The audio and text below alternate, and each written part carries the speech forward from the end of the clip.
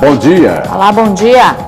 Motociclistas ignoram o uso de equipamentos de segurança em São Luís. Cemitério tradicional da capital maranhense pode ser visto como verdadeiro museu ao ar livre. Veja os preparativos do Sampaio Corrêa para o próximo jogo pela Série C do Campeonato Brasileiro. E as dicas da nossa agenda cultural para você aproveitar o fim de semana. O Repórter Maranhão está começando agora. De acordo com o Ministério da Saúde, o número de mortes em acidentes de trânsito envolvendo motos aumentou mais de 260% em 10 anos em todo o Brasil. Além da fragilidade natural do veículo, esses números indicam a falta de respeito de muitos motociclistas às regras básicas de segurança. A frota de São Luís é formada por 323 mil veículos. Só as motocicletas totalizam mais de 77 mil unidades. Apesar de serem capazes de superar grandes congestionamentos e terem um valor mais acessível que o dos carros, as motos podem ser sinônimo de perigo, quando pilotadas de forma imprudente. Um levantamento do Serviço de Atendimento Móvel de Urgência mostra que nos 8 primeiros meses deste ano, 431 pessoas foram vítimas de atropelamento na Grande São Luís.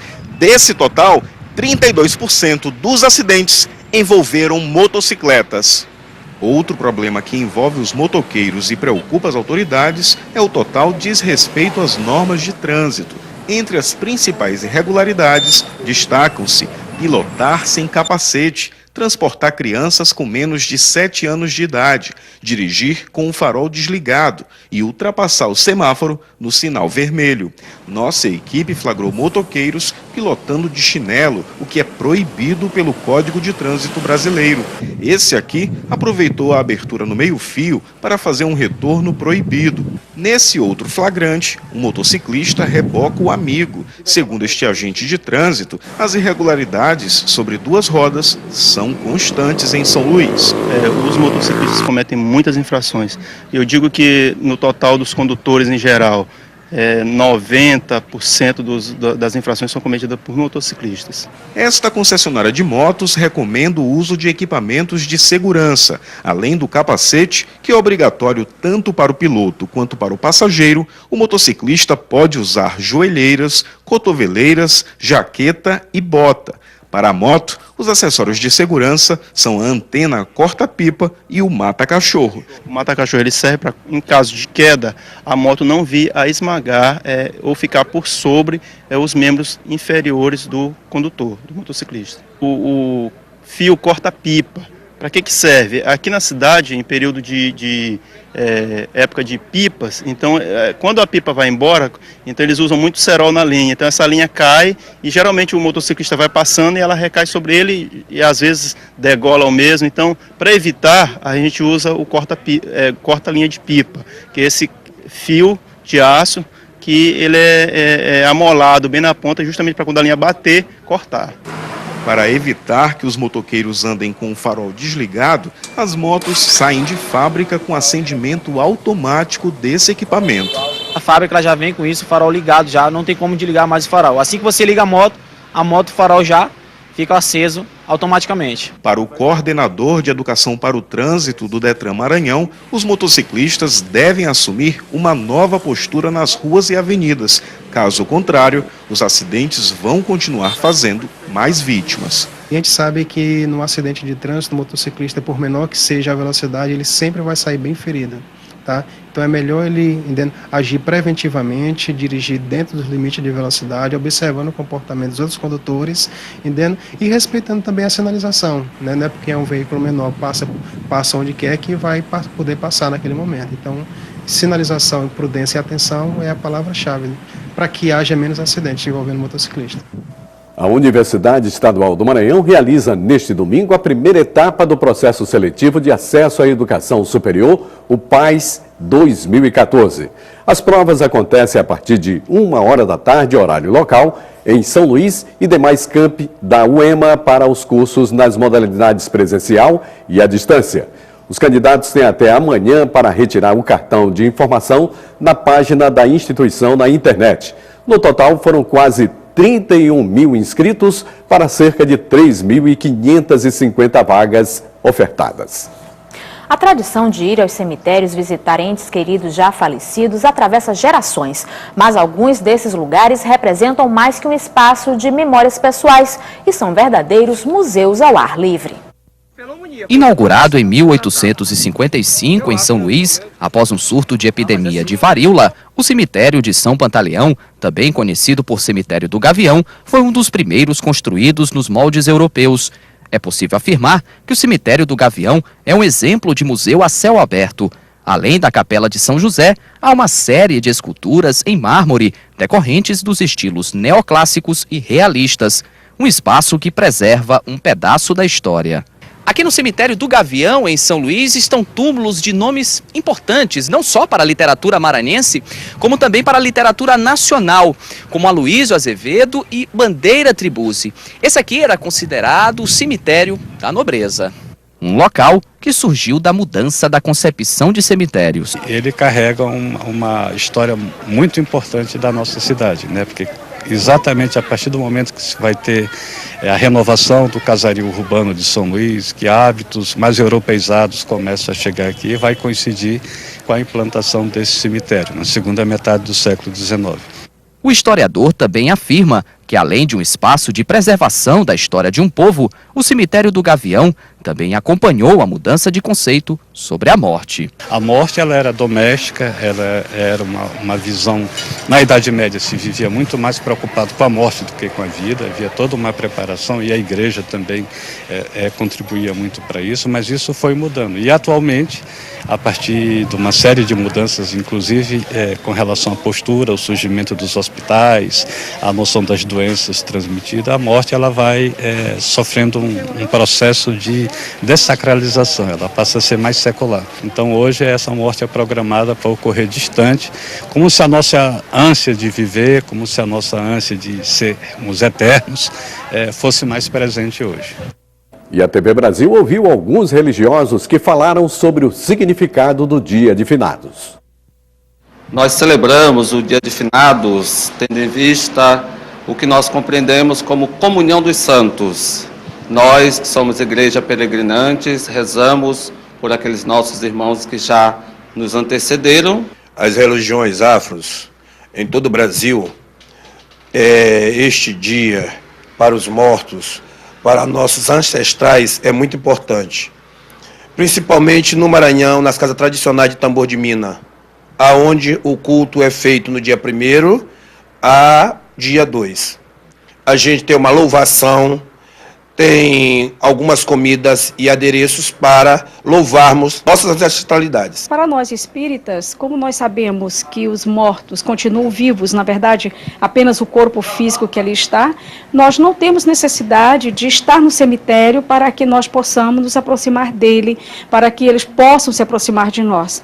Nós evangélicos, nós não cultuamos os mortos, mas nós fazemos homenagem de gratidão pela vida que ela representou aqui. Acreditamos que vamos nos encontrar, vamos ter tempo juntos na vida após a morte, mas não fazemos nenhuma prece, porque acreditamos que a vida dela após a morte já foi resolvida aqui na Terra. E veja no próximo bloco, Sampaio Correia e Vila Nova se preparam para o primeiro confronto da semifinal do Brasileiro. E ainda hoje o concerto homenageia Catulo da Paixão cearense. A gente volta já já. Agora 11h37.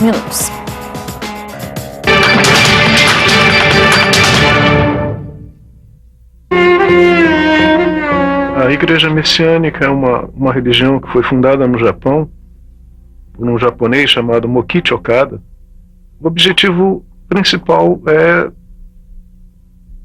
transformar esse mundo num paraíso. O Jorei, que é um nome japonês, se a gente for traduzir o nome, é purificação do espírito. Através das mãos, a gente transmite essa energia durante um tempo, tem um período para cada pessoa. Isso acontece nas igrejas, O amor, na nossa concepção, ele não é uma coisa dita. O amor, ele é praticado. O amor altruísta, que a gente chama. O amor que proporciona felicidade para as pessoas. Cultura e fé. A importância da participação do povo. Você é nosso parceiro na construção da comunicação pública. Tudo que aparece na televisão hoje em dia realmente mexe com a nossa sociedade. Cada um expressaria o que quer ver, o que quer ouvir. É o público que é o maior interessado. Isso pode moldar até a formação dessa própria televisão. Participe! ouvidoria@ebc.com.br. Aqui você tem voz. O Sampaio Corrêa conseguiu na Justiça o efeito suspensivo da punição que previa a perda do mando de campo e vai jogar no Castelão na volta da semifinal da Série C do Campeonato Brasileiro. Bom dia, Roberto. Explica pra gente direitinho como é que ficou então a situação. Bom, na verdade, no primeiro momento, no primeiro recurso que o Sampaio fez, na defesa que o Sampaio apresentou para não ser punido, houve um pecado que esse no campo jurídico é considerado, né, crucial, que é a perda de prazo. Aí não temos que se discutir. Então se buscou uma outra via, um outro tipo de recurso, que provocou então o efeito suspensivo da decisão que punia o Sampaio Corrêa. Com isso, o Sampaio Corrêa faz o segundo jogo em casa contra o Vila Nova. Isso até que o mérito da questão seja julgado.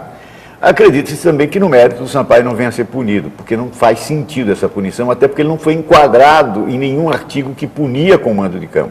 Previa o artigo em que foi enquadrado apenas a punição, né, em multa, apenas essa, e estranhamente foi punido com mando de campo. Mas ainda bem que o Sampaio conseguiu a suspensão. E agora é cuidar do jogo, né, semifinal, um jogo importantíssimo para o Sampaio Corrêa, e ele se preparou bem para enfrentar o Vila Nova, adversário difícil de amanhã.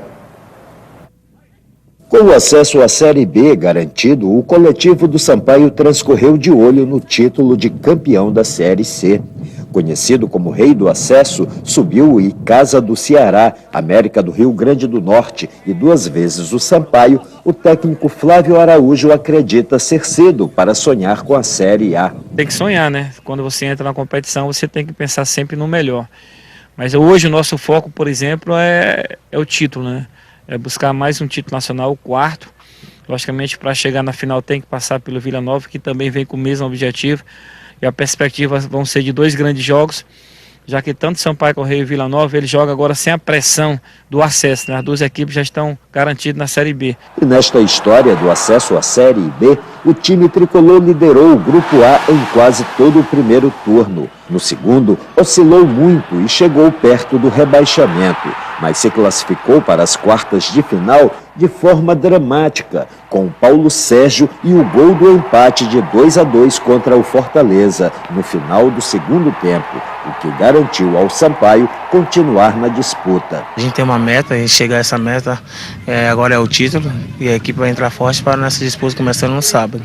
Nas quartas de final, no primeiro jogo contra o Macaé, o placar de 5-3 só aumentou as esperanças da torcida, que compareceu em massa no Castelão, com um público estimado extraoficialmente de 50 mil torcedores. O Sampaio está entre as 10 maiores médias de público em todas as divisões do Campeonato Brasileiro. E mesmo quando joga fora do estado, a torcida que fica em casa aguardando o resultado sabe como ninguém recepcionar o time querido. Após o empate de 1-1 com o gol de Eloir contra o Macaé, a recepção aos jogadores, transformados em heróis do acesso, prosseguiu com carreata pelas principais avenidas da cidade. Agora, moral em alta e equilibrados pelo acesso garantido, tanto o Sampaio quanto o Vila Nova de Goiás se enfrentam, segundo o goleiro Rodrigo Ramos, um dos mais antigos do tricolor, com um tom bem mais tranquilo. Até porque o Sampaio tem feito boas partidas fora de casa, tem sido um time extremamente maduro, né, sabendo jogar fora de casa também, para trazermos aí um excelente resultado e decidimos aqui. E o apoio da torcida tem sido importante para o Sampaio. Mas vamos ver também o adversário do Sampaio Corrêa, que é uma das maiores torcidas de Goiás, o Vila Nova. Vamos ver como o Vila se preparou. Após a derrota para o 13 em Campina Grande por 1-0, o Vila Nova garantiu uma vaga na segunda divisão, vencendo a partida de volta no estádio Serra Dourada, com 2 gols do centroavante argentino Frontini. Com o objetivo principal alcançado, os jogadores da equipe goiana seguem motivados, agora para conquistar o título da Série C. A gente tinha 3 objetivos aqui, que eu falei desde o começo. O primeiro era classificar, depois era subir e agora é o título. E a gente não tinha como ser campeão antes de classificar. Então a gente classificou, a gente conseguiu o acesso e agora a gente vai em busca do título. Em busca de um bom resultado na primeira partida da semifinal, o zagueiro Neto Gaúcho prega respeito ao Sampaio. O Sampaio Corrêa é um time de muita qualidade, de muita velocidade, imprime um ritmo forte. Tem que termos atenção com os jogadores de frente, que são muito perigosos, mas a gente sabe também que a partir de agora a gente vai focar no Sampaio, ver o que o treinador passa também, para a gente ter um parâmetro melhor sobre eles. E sem dúvida nenhuma é um adversário bem mais perigoso do que o Macaé, bem mais difícil, mas acho que o Sampaio tem time para passar. O jogo você acompanha aonde? Aqui, na TV Brasil, a partir das 17h30. No domingo, nós também vamos mostrar para você, às 15h30, Santa Cruz e Betim. Só que isso aí ainda é pelas quartas, né? Aquele jogo atrasado em razão de problemas jurídicos.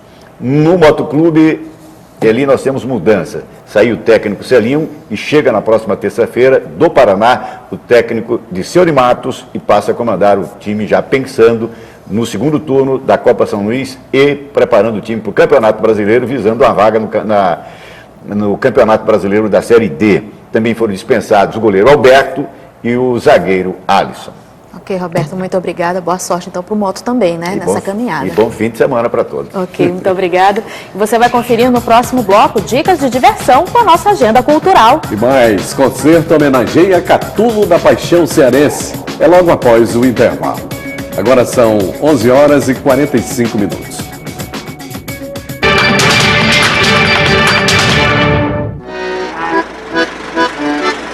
Quando juntamos boas ideias com a vontade de trabalhar, quando construímos o presente de um jeito tão especial que mudamos o futuro, e quando colocamos as pessoas em primeiro lugar, sim, estamos encontrando um novo caminho para a nossa cidade.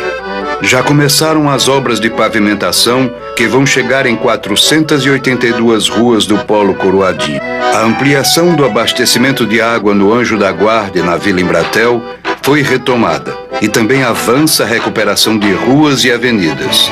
Ações que melhoram cada dia mais a vida dos lodovicenses.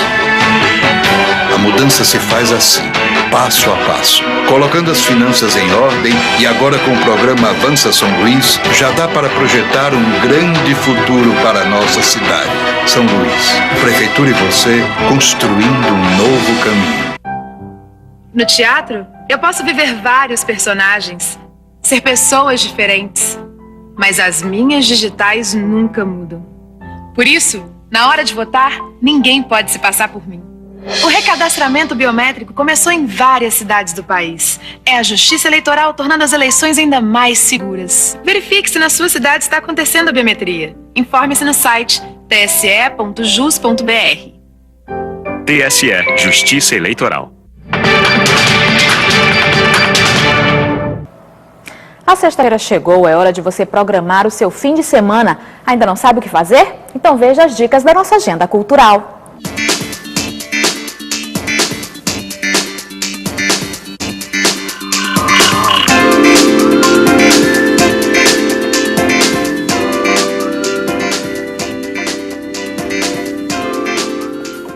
Para começar novembro com o pé direito, basta ficar ligado nas dicas da nossa agenda cultural. Meu Passado Me Condena é o primeiro filme brasileiro filmado quase inteiramente durante o Cruzeiro de Verdade. A comédia com Fábio Porchat vai te fazer rir do começo ao fim, além de te encantar com belíssimas imagens de Marrocos e da Itália. Eu queria saber se eu podia levar 2, porque eu quero levar um pra minha mulher que tá ali. Sua mulher? Tímida ela, né? Laura, eu acabei não te dizendo, mas eu e a minha fomos namorados.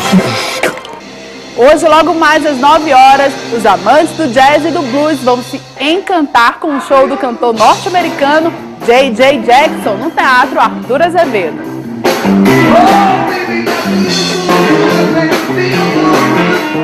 E para quem adora assistir um espetáculo e curte dança árabe, aqui vai a dica.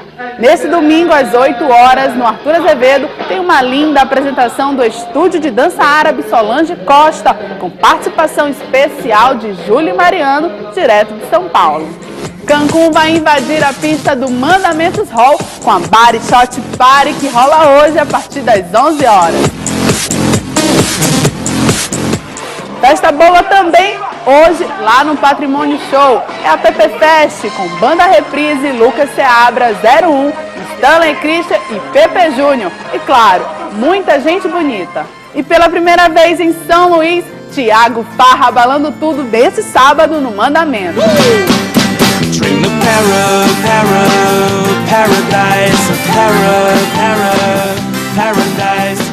Quer participar da nossa agenda? Muito simples. Só enviar um e-mail para agendaculturalma@tvbrasil.org.br. E o resto, deixa comigo. Um bom final de semana para você. A gente se vê por aí.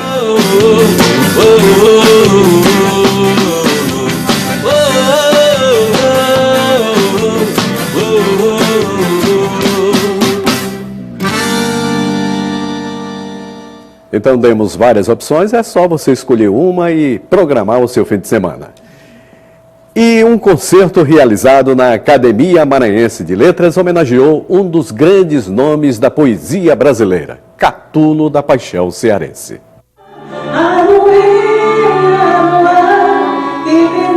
O concerto iniciou com Aruê Aruá, composição do Catulo da Paixão Cearense, cujo arranjo, assim como os demais do repertório executado pela Orquestra de Câmara da Escola de Música do Maranhão, conservou as características originais do final do século XIX, começo do século XX. Eu fiz uns arranjos, mas baseado no estilo da época, exatamente assim, final do século XIX, início do século XX. E aproveitei, né, assim, tomando como referência as músicas daquela época, então eu fiz os arranjos especialmente para esse evento. Apesar do nome, Catulo nasceu em São Luís, em 8 de outubro de 1863. Foi poeta, teatrólogo, cantor e compositor e deixou para a posteridade, ao morrer em 1946, no Rio de Janeiro, verdadeiros clássicos, a exemplo de Flor Amorosa.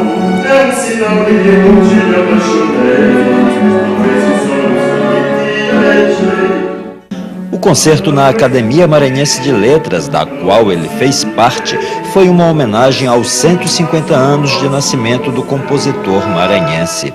Cantor, compositor, poeta, e que ganhou uma repercussão nacional muito grande. E por isso, por esse fato, nós estamos homenageando hoje.